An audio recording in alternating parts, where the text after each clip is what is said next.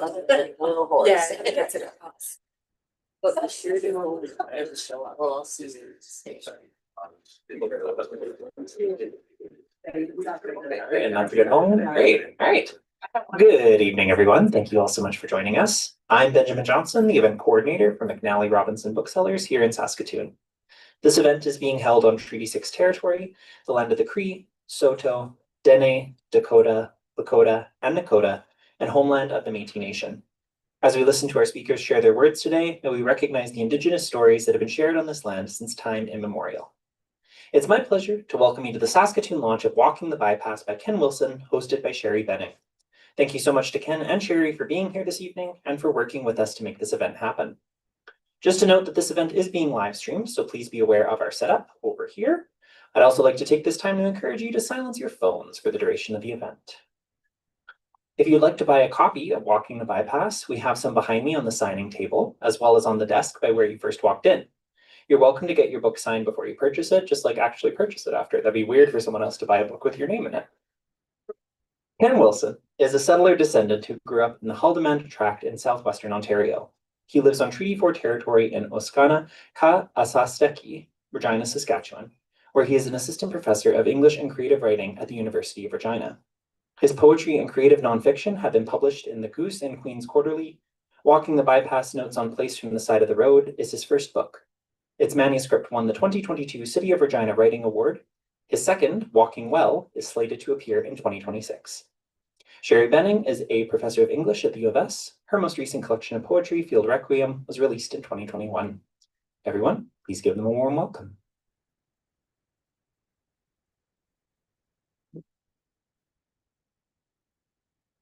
Thank you for coming out on a night when many people would prefer to stay in.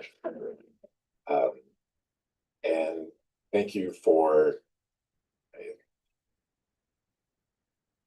to Saskatoonians for coming to hear about a book about the other place. Although you have a highway project that was built more or less at the same time as the one this book is about, for a similar purpose, I think, right? I mean, I think I've driven on it. Suddenly, at one point, there was a new road that went to new places. And I didn't know that was happening until I was on it. Thinking, oh my God, where am I? What's happening? Where am I going? But I usually feel that way most of the time. Walking the Bypass is partly a book about a highway. It's partly a book about the history of Treaty 4. It's partly a book about the experience of being in a place that doesn't really want you to be there. But it's primarily a book that asks a pair of questions, actually. The first question, I won't tell you what the answers are. I'll just tell you what the questions are. Because then maybe you'll buy the book to find out what the answers are. The first question has to do with something that the French anthropologist Marc Auger says in a book called Non-Places. And the subtitle is something like Towards an Anthropology of Supramodernity. And in that book, he talks about something he describes as a non-place. A non-place is a location that has no stories. People are not connected to it. Nobody's interested in it. The side of a highway, the side of a freeway in particular, is a paradigmatic non-place. Like, no one goes there. Why would you be on? Oh, because your car broke down. That's about it, right? And when I read his book, I thought, I wonder if it's possible to turn a non-place into a place, at least temporarily, just by walking in it. Maybe we could do that. Maybe you can reverse that process of taking away relationships and stories and connections just by moving slowly through a place. And so that's one of the questions that I had when I started doing all these walks back in the spring and summer of 2020. The other question is a little bit more complicated. Sometimes I wonder if I'm even supposed to be asking it. And that question has to do with a word I learned when I was taking Cree classes at First Nations University of Canada. And that word is Wakotowin, which means something, like, if you look it up in the dictionary, it will tell you it's kinship relationality. The bigger definition of that word would be recognizing that we are all connected to everything around us because it is our relative. So the trees, the birds, the fish, the land itself. We are related to it. We are connected to it in a deeper way than simply having a story to tell about being on the shoulder of a highway. It also recognizes that all of those things around us have agency and spirit. And that's a much bigger thing to try to explore than what I was trying to do with Auger. I picked a very difficult location to try to explore that, right? If I go to I don't know, national park in the boreal forest or in the mountains or Grasslands National Park or something, I get a sense that, oh, I'm surrounded by things that are alive and breathing, and the trees are exhaling oxygen and I'm breathing that in, and I'm exhaling, they're not actually exhaling, but they're giving off oxygen. I'm exhaling carbon dioxide, they're taking that in. We're in a kind of relationship that way. And I feel like I'm part of a place that is more or less intact. And I think most people do. I think that's why we have national parks, right? That's why people go, because they want to have that feeling of that experience of being in something and feeling a kind of connection to something, and then they go back to the city. It's a lot harder to do that on the side of a highway, though. But I wanted to raise the bar, partly because of something that the late Métis painter Bob Boyer said to the writer Trevor Harriott when they were on a panel talking about Trevor Harriott's first book, River in a Dry Land, A Prairie Passage, which is about the Capel Valley. If you've never actually been south of here, maybe you've gone to a Rider game or something, and it's before you get to Regina, you go through the big dip, right, where the Capel River is. And so Harriott wrote an entire book about that watershed. It's his first book. And they were on this panel talking about how wonderful the valley is and how beautiful it is and how special it is. And Boyer looked at them all, and particularly Trevor, and said, it's all sacred. All of it. Not just the parts that are pretty. And that is really what inspired me to try to experience Win on the paved shoulder of the Regina Bypass. Whether I made it or not, you'll have to buy the book to find out.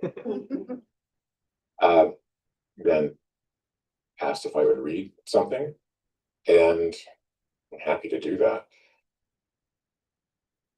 There aren't a whole lot of laughs in this book, but there are a couple. There's one really funny part. I'll read that, but I'll read a sad part first. And this is very much a hybrid kind of text. It moves back and forth between what it's like to actually walk in a place that doesn't want you there. And I tried to convey that experience to you so you don't have to go and do it yourselves, because it's really not very nice, and it's also not particularly safe all the time.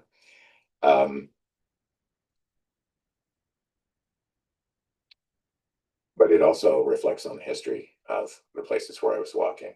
And some of that history is quite unpleasant. And so I've actually never read these two paragraphs before. So you are my guinea pigs. I stopped taking pictures and notes and concentrated on holding my head so the wind doesn't tear my glasses off my face. I walked past an industrial waste disposal facility and smelled a chemical stench. What am I inhaling? On 13th Avenue, red-winged blackbirds trying to fly into the wind are being blown backwards. A train passes, heading east, hauling a line of double-stacked containers on flat cars. It must be 1 kilometer long. A truck stops. The driver asks if I need a lift. I'm tempted, but then consider the pandemic, the virus, strangers. I've forgotten my cloth face mask. I'm not sure it offers much protection anyway. I'm okay, I tell him, but thanks for stopping. I lean into the wind as I stumble up the road. I'm not tired from the walk. It's just too unpleasant to be out here. I can't shake that feeling of unpleasantness. The global transportation hub, the Regina Bypass, the Regina Indian Industrial School, they're all about the land. Who owns it? Who controls it? Who profits from it? That's easy to see when we think about the GTH and the bypass. but it's also true of the industrial school. Because it was supposed to eliminate Indigenous cultures and languages, that institution was intended to void the rightful claims of Indigenous people to the land so that settlers could occupy it without considering them.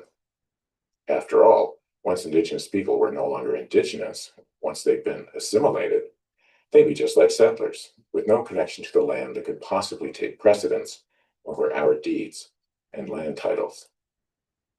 Killing First Nations people wasn't necessary for this process to succeed, although through starvation and disease, Canada did its best to do just that. The numbers of First Nations people living on reserves in Western Canada fell dramatically between the 1870s and the 1890s. Canadian government policies were the reason for this massive loss of life, which fit neatly into the social Darwinist idea, common in the last decades of the 19th century in this country. The First Nations people were doomed to extinction because they were not suited for the modern world. It was like telling people they were naturally prone to drowning while forcing their heads under the water, holding them down while they struggled, intoning words of pious sorrow at their unfortunate situation as they fought to stay alive. Now a happy one, or a funny one. You'll get to laugh. I read this in front of an audience with our university president, and afterwards he said, "Did that really happen?" Yes, it did. I smell another skunk. The reginery, the reginery. Wow. Let's start again. I smell another skunk. The refinery is clearly visible on the horizon now. All of its stacks, not just the one flaring gas. I'd hoped that I'd get to a fast food restaurant on the edge of the city to use the washroom, but my bowels have other ideas, and I realized that since I'm still at least an hour from the city, I'm not going to make it. What to do? Well, there's an empty field next to the highway with a tall, rusty steel power pole on its far edge. Maybe I can squat behind that. I cut across the field. At the pole, I drop my pack and fish out my toilet paper and orange plastic pack trowel. As usual, my pack trowel is useless for digging a hole in the hard ground. This is humiliating, I tell myself. I drop my pants, squat against the pole, and let go. It's an ignominious necessity, but nothing that people all over the world don't do every day. When I'm finished, I fumble my roll of toilet paper and drop it. It's caught by the wind, unfurling in a grand white flag of surrender. On the highway behind me, car horn honks.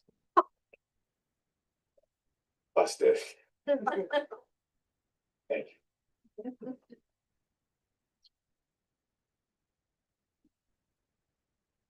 I should take this.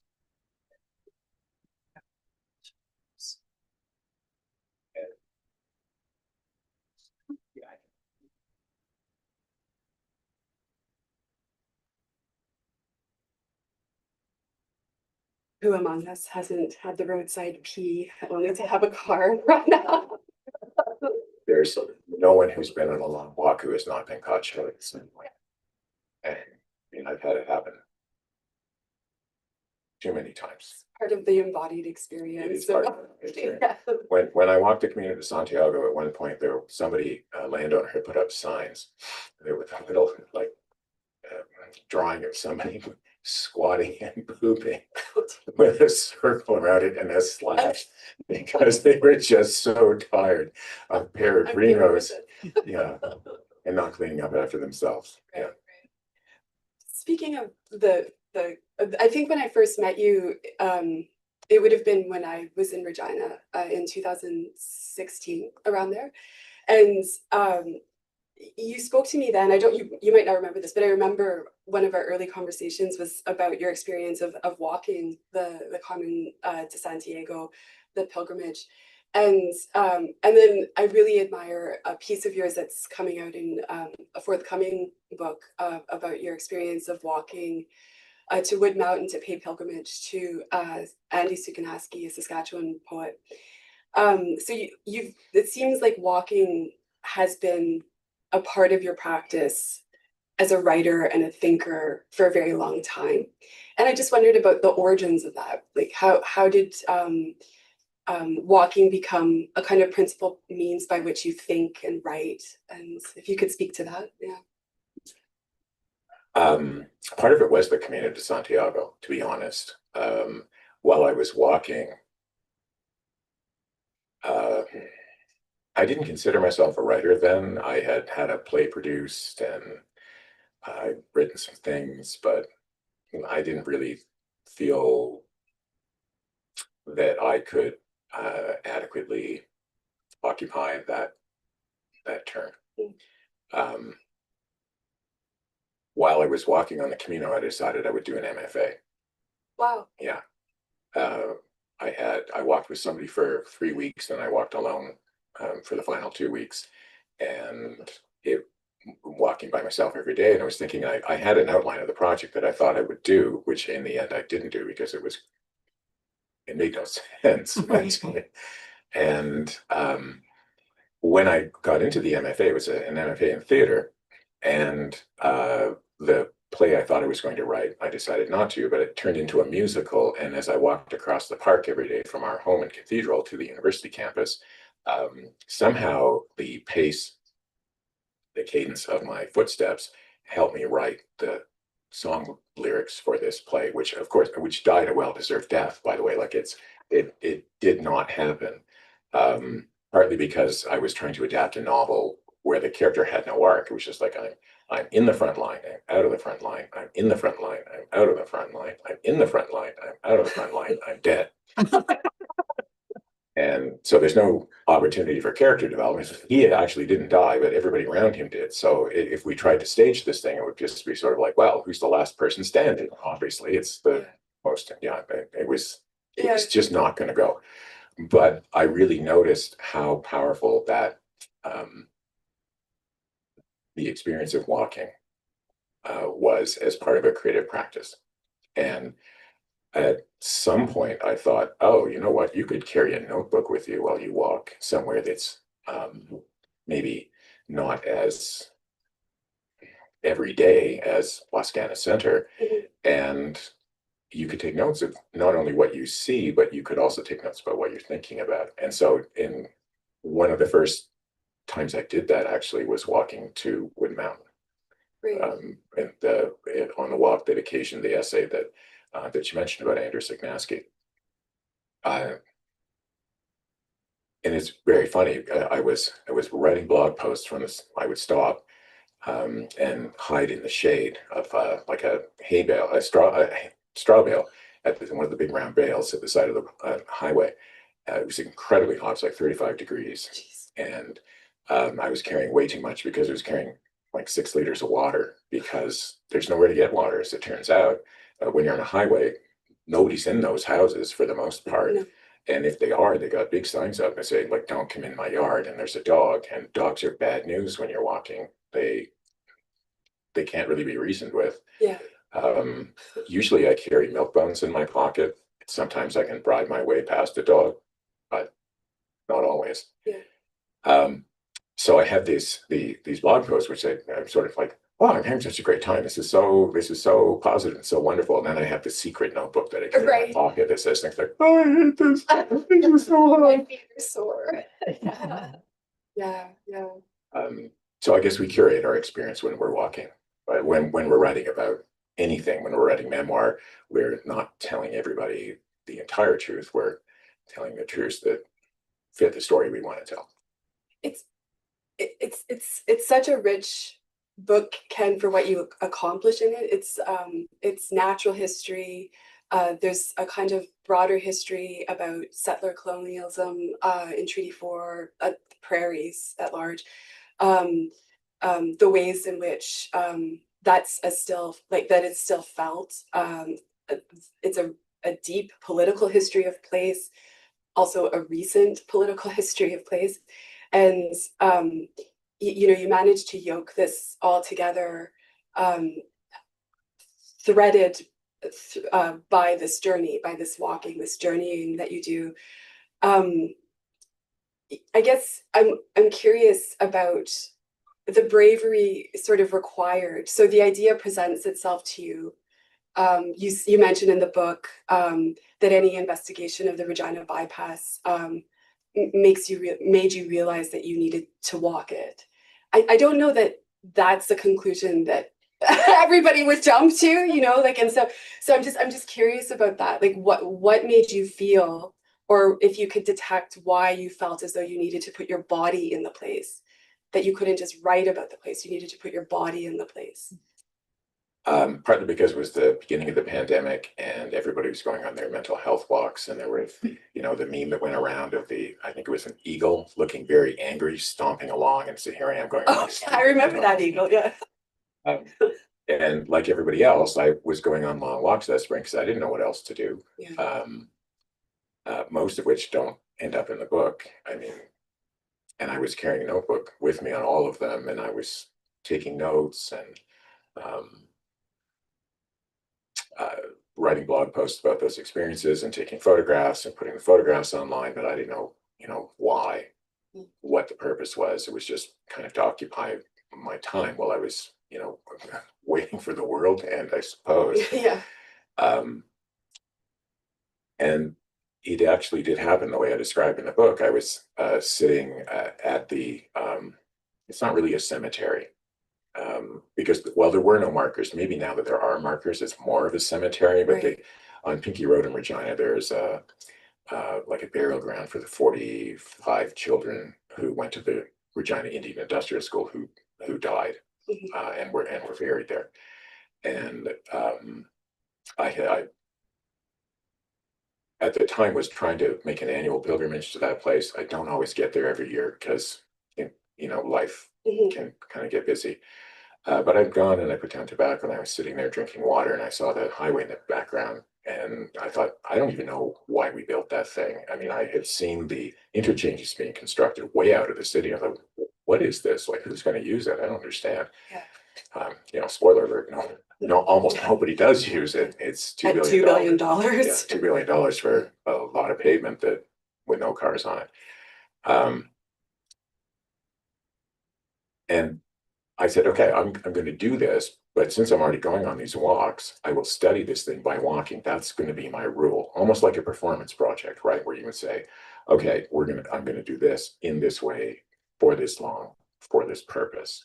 Yeah. And that's why I decided, well, I'll start by walking out in the 4 directions to the overpasses and see what that looks like. And I'll look down at the highway. And then, yeah, I'm standing on one of those overpasses. And I thought, yeah, you actually have to walk on this thing. And for me, it's really because I had that practice of going on, you know, stupidly long walks. You said bravery, and you know, immediately the word that came to my mind was brave, stupid. I don't know. You know, take your pick. The bypass walk's actually not as brave as it sounds because the shoulder is huge and wide and safe. It's used by cyclists more than anybody. If you have a road bike and you live in Regina and you want to go on a, you know, it's actually 44 kilometers is the bypass, and then walking out and then walking back, that adds like another 30-ish. And if I say, I mean, most people sort of blanch when they say, what do you mean you would walk that far? I say, oh, I don't know. I mean, once you're used to it, it doesn't, once you're used to it, it doesn't feel like such a big deal to say, well, I guess I'll just walk 30K today. Why not? And part of that also is the Camino, because sometimes that's the distance from one village to the next. And you either, you know, get there under your own steam or you phone a cab, which you can do. I think like brave, regardless of the size of the shoulder on the highway, it's the word that came to mind, I was thinking, it comes up in Tim Lilburn's writing, the Greek topos, strange or out of place, topos place, out of place. And I thought this is a topos, like to walk a non-place in order to try to convert it into place in some capacity or to develop some kind of relationship with it. I really admired your poetic sensibility in your cataloging of the walk, of things that you encountered, flora, fauna, refuse, roadkill. Like you're very, very sort of detailed, and that is a kind of repetition throughout the context or throughout the arc of the book that pulls the reader along. And I admired the attention that you were giving to that. I guess I'm asking for a spoiler alert, but like, did it convert to place for you in some regard? Like the book ends, or the book sort of ends in a sort of satisfyingly unresolved way. But I'm curious, yeah, if you could speak to that. I think for me, there was a temporary conversion of non-place to place. There's like a 3-meter circle of place around us when we're in an environment around that, or around me, perhaps. I speak from my own experience. And so it moves along with you. Moved along with me as I went. I'm sure there's a place around me, and populating that place was scentless chamomile, little fuzzy caterpillars, the crickets in the canola field, the flea beetles that kept hitting me in the face, the grasshoppers eating each other. Yeah, they do that. What has happened? They've gone cannibalistic. It's the pandemic. It's affecting the insect. All of those things, and the truckers passing, and the cyclists, and so I think that, and I think it did become place, but partly became place because I was writing all that stuff down. Right. And I meant to bring a pocket notebook. I'll bring one next month. Yeah. Just those little ones, you can buy at Shoppers Drug Mart, or wherever, and just writing down everything. And part of also what happens when you're on a walk like that is it's not only the things that you see, but the things that occur to you. So I'm walking along, and a truck passed from Bison Transport, and oh yeah, what happened to them? I assume we killed them all, or we tried to, but I wonder if that assumption is correct. Right. So wrote down Bison ? And then went home and Did the research. Did the research. Yeah, and it becomes a significant part of that chapter. No. How am I doing for time? You're good. Oh, okay. Yeah. Okay. Yeah. There are several, I guess, words or concepts or cosmologies that kind of reoccur throughout the book thematically. Forgive my lack of ability to pronounce the Cree word, but could you pronounce it for me? Wakotowin? Yeah. And companion to that is the recurrence of this notion of atonement that you develop by way of Trevor Harriet. And how both manifest in the book is really beautiful. I wonder, are these guiding principles as you move forward beyond these pages? I continue to be fascinated by the word Wakotowin. And sometimes when I'm talking to people about this, I say things like, wow, like we do share 50% of our DNA with a banana. So we are like kind of literally connected to them at a cellular level. We may not necessarily recognize that relationship when we're making lunch, but it's there. And maybe that's a very facile way of thinking about that connection. But I do think it's true. We share so much with all of these other creatures around us. And I've kind of come to the conclusion that if we could recognize those connections, we might stop making such a big mess and driving species into extinction and destroying their habitat. I mean, you wouldn't do that to your family. well, most of the time you would do that to your family.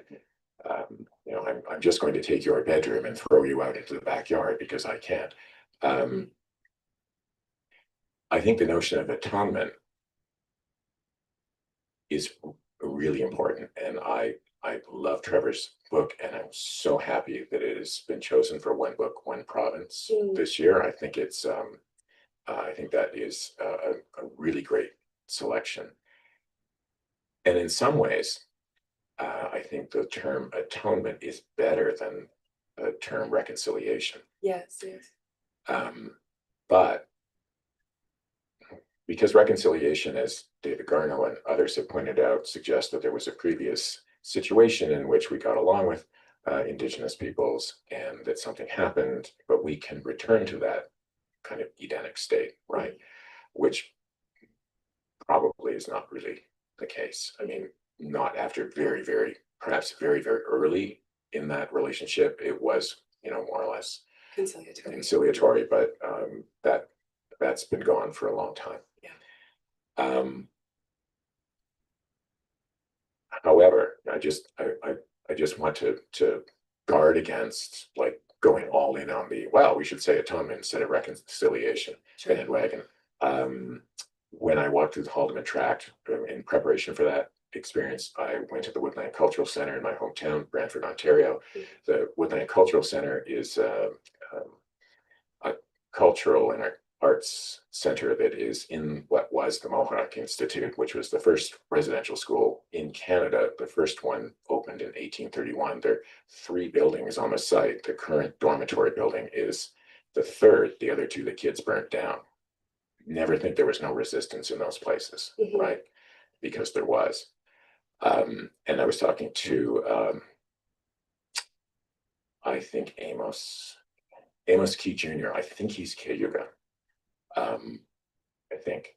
And I was talking to him about this, and I said, what about using the term atonement instead of reconciliation? And he said, okay, I know why you want to use that term, because you feel that you have to do something to make up for what you people did, and you do.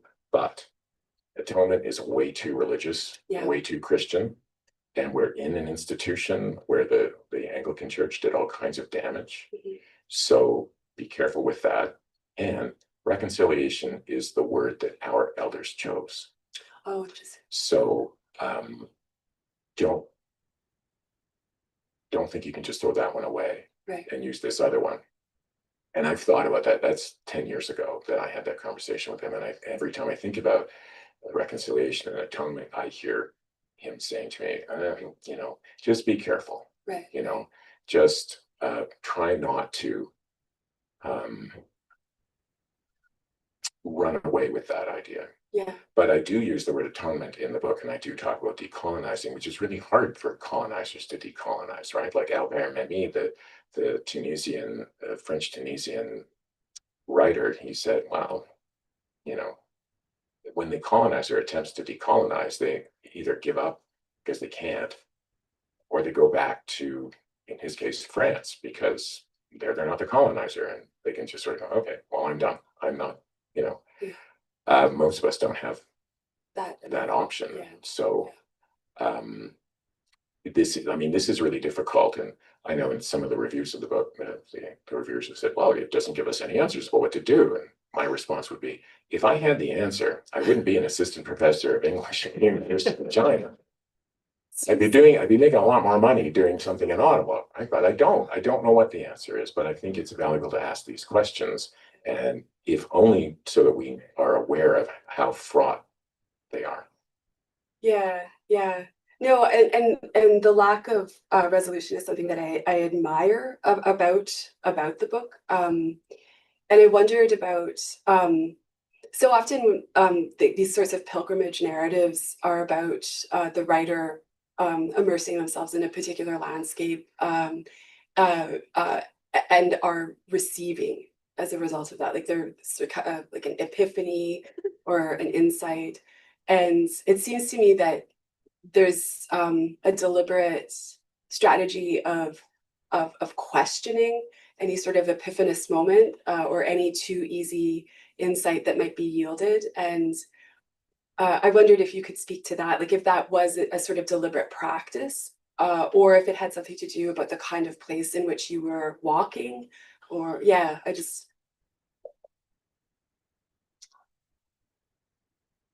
I want to say something, but I'm not sure if I'm going to be telling us tales out of school here. The manuscript had way more of that questioning in it. okay, And my first editor said, your audience, your readers aren't going to trust you to lead them through this material because you are not being clear enough in your direction. Oh, that's fascinating. You keep undoing what you're doing. So a lot of this has to come out, and I'm really happy that you found that book, because it's one thing that was happening through the editing process. I thought, this is becoming far too definite, and I'm not comfortable with the idea that I have answers to these questions. And so that is really good to hear. I mean, I think she was right. I think there was too much second guessing. And when I'm writing now, I often think about, am I giving my reader enough that they will trust me? Right. Or am I, am I presenting myself as somebody who doesn't know what the hell they're doing? And then they'll just sort of say, wow, I don't have to read this book. This guy doesn't know what the hell he's doing. Yeah. That's kind of not what you want. I think it's your very pose of questioning that made me trust the narrator, that made me trust you as that person in that space. So yeah. Oh, that's really Yeah. interesting. Yeah.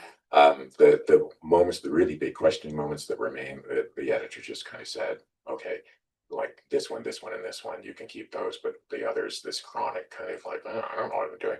You can stop saying that. Interesting. Yeah.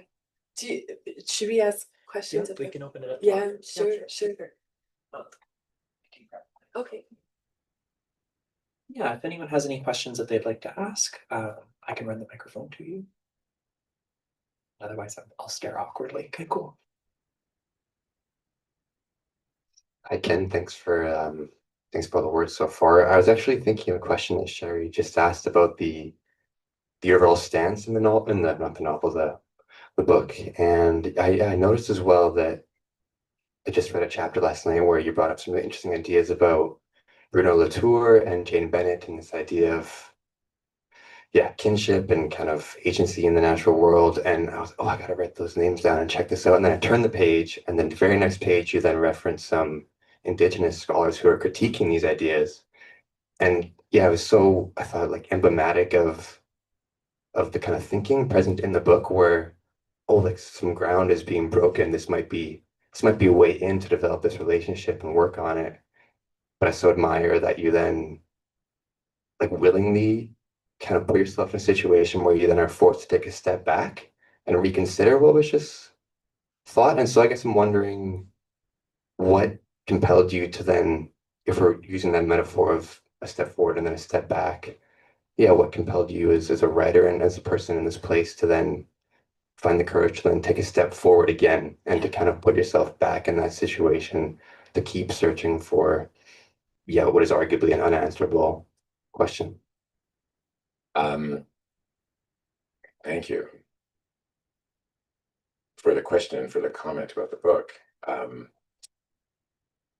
I think it's really important for us to check what we're doing or what we think we can do against what First Nations, Métis, and Inuit people may have said about those things as well. So yes, when Zoe Todd, who's a Métis scholar, anthropologist, I think at Carleton, when she says, no, like, this isn't quite it, right? Like, don't put all of your chips in the theory casino on Bruno Latour, because that's, the house may not pay off on this one. I don't gamble, so I don't even know if that made any sense. I bought it. I was in for the metaphor. So much of what happens in this book is, I'll think about something, and then I go and look at what, for example, I love F.R. Scott's Laurentian Shield. I love that poem. I have loved it for 40 years. And then I read what Marilyn Dumont has to say about it. And I think, oh, yeah, I wouldn't have seen that if she hadn't pointed it out to me. And now I still love it, but it's more complicated. I love this country. I do. It's my home. I wouldn't want to live anywhere else. And at the same time, I hate the things it does. I like our prime minister. I think he's a really bright guy. His speech yesterday was so great. I want him to say, okay, yes, we are. The most important thing is prior informed consent for these resource projects. And I don't hear him saying that. So I like him, but I mean, also, you're a bright guy, but so everything gets really complicated really quickly, right? And just to be aware of that and to not assume that Bruno Latour or Jane Bennett or whoever has the answer that we seek. Oh, okay. That's it. Now I can move forward in confidence. I think that's important because you might be moving forward in confidence, but you might be moving forward in the wrong direction in confidence. And sometimes, I mean, I won't tell you who it is, but the person who told me that, wow, when you go for a walk, you're just a colonizer inspecting the property. That also has stuck with me for going on 10 years. Like, okay, maybe this whole thing is bullshit what I'm doing. And if that's true, I mean, I don't think it is, but there's always the chance. Yeah.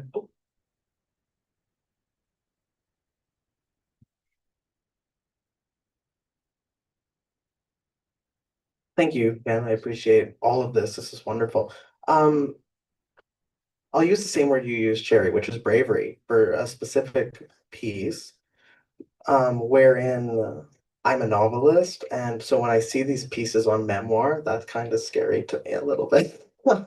And so I wonder if you could speak to a little bit, because you have these really fascinating, like exploratory pieces and conversations around colonialism and capitalism in Saskatchewan and Canada as well.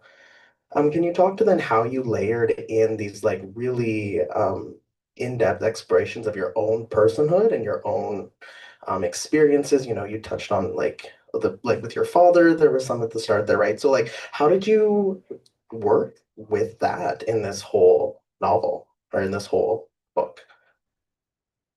In that particular case, the link was the beagle, right? Was the dog. See somebody with a beagle, it makes it my dad, and I write down in the notebook, beagle, dad. And to be honest, then about what was happening during that walk, it's not just to say, oh, well, I was walking along and a rabbit ran away and I came to I can't remember what else. It suddenly went quiet, and then suddenly that sound came back, and I don't know why. I mean, it's not just those things. It's also, oh yeah, then dad. So memoir is writing, and I don't think memoirists end up revealing everything all the time. Maybe some do. I'm sure there's a lot that they hold back. But the stuff, several people have said to me, "Oh, that's so brave." I don't know, that's just what happened. And I'm not the only person who's had those kinds of experiences. And maybe if people read that and they say, oh, yeah, my dad was like that too. Huh. I'm not the only one. Maybe that's a good thing for other people to see that it's something that more of us share than we want to talk about. Mhm. You can fictionalize it though, like when you're writing your novel, right? I mean, you can put things like that in, but you can distance yourself because, well, that character's not you. You can donate aspects of your experience. Follow-up question. Sure. Why? Oh, Do you want me to do it? yes, please. You then touched on that you have a background in playwriting. Like, why is this book as it is now and not a novel? Why not a play, et cetera, et cetera? Yeah, that's a really good question.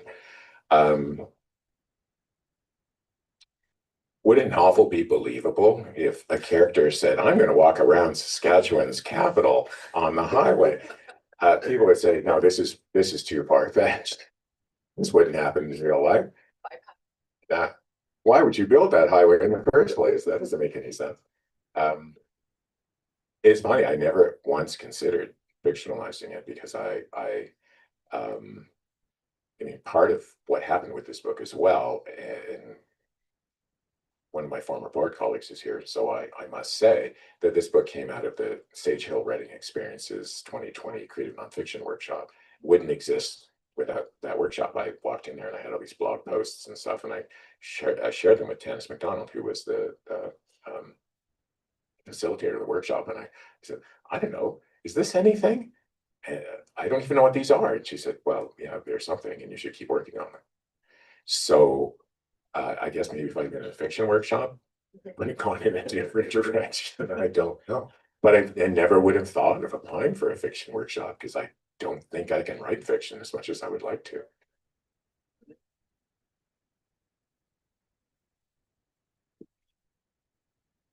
It's not really a question, but David Grossman, the Israeli writer, fictionalized a walk from one end of Israel to the other. I didn't know that. Thank you for telling me that. Yeah, it was an Israeli who told me, and I read the book. It's terrific. I'm constantly collecting books about walking, partly because I'm supposed to teach a course next winter on walking and writing, and I have like shelves full of these things, and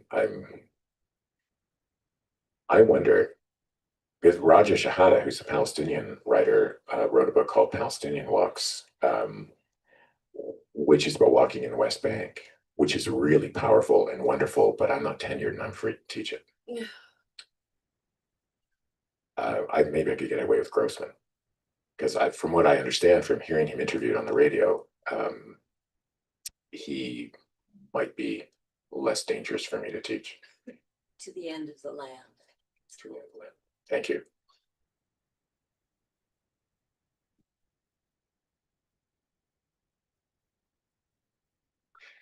Ken, I was just interested in your choice of season. I believe you walked at the end of the summer, beginning of fall, and you know why you chose that, and also would the book have been different if you walked in the early spring or even in the winter? It'd be way different if I walked in the winter. Probably would have been written. I just would have frozen to death. A lot of that's pragmatic. There are a lot of walks from that summer that are not in this book because it would be 1,000 pages long. Just trying to get ready because I was not particularly fit then, and maybe I'm not particularly fit now. Maybe then is the wrong word. So I walked and walked and walked, hoping that eventually I'd be able to walk with a full pack for 70 odd kilometers. So really it just became a pragmatic thing. And also it was Labor Day weekend, and I have to go back to work now. So if I'm going to do this thing, I better do it. And it was incredibly cold at night because it was, fall was coming, and it was like, I don't know, 5 degrees or something. And at night, and there wasn't any planning behind that really, except, physically I have to be prepared to do this thing. And this is my big chance.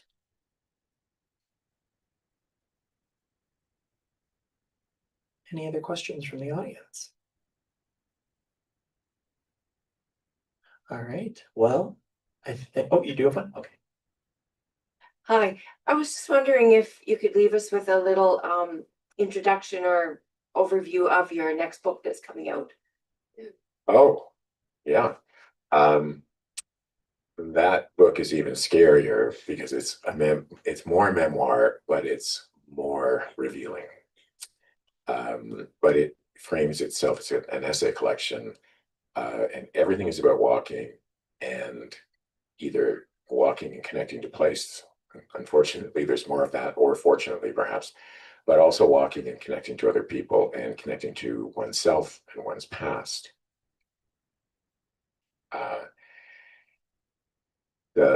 I had an essay. It's nice that we're at McNally Robinson Booksellers because my essay, The Bear on the Road to Tofino, just won McNally Robinson Booksellers Creative Nonfiction Prize last week. I got. Thank you.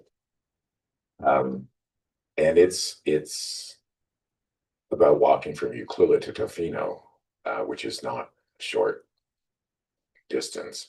But it was a lovely day and I had a light pack and I was in much better physical shape and I was so happy. And it's very much about like my relationship with my father. So there's more of that in there. And again, like maybe it's helpful to other people to know that these things happen and that it doesn't have to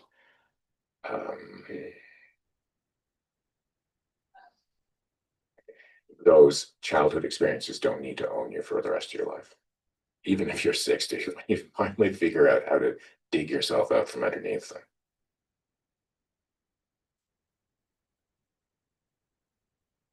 Well, I think unless anyone has any final questions, I'd just like to say thank you once again, Ken. And thank you, Sherry, as well.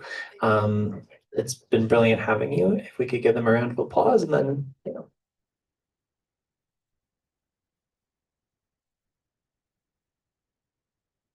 Yeah, that's all. Go buy some Thank books.